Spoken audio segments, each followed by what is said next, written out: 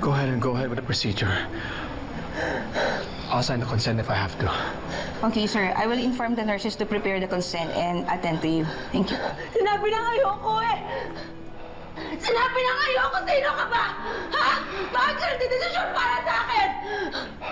Wala kang karapatan! Hindi kita asawa! Carol, please. Wala kang karapatan sa baby na to! Dahil hindi ka naniwala! Sinabi ko na sa'yo, baby! Dahil sa'yo, pinatay mo yung anak ko! Siguro ginusto mo to, ano? Ha? Hinaling mo to, ano? Hinaling mo to dahil ayaw mo magkaroon ng responsibilidad sa akin.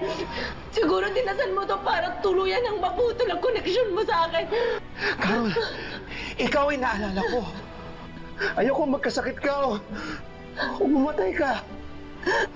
Ayoko may masama mangyari sa'yo.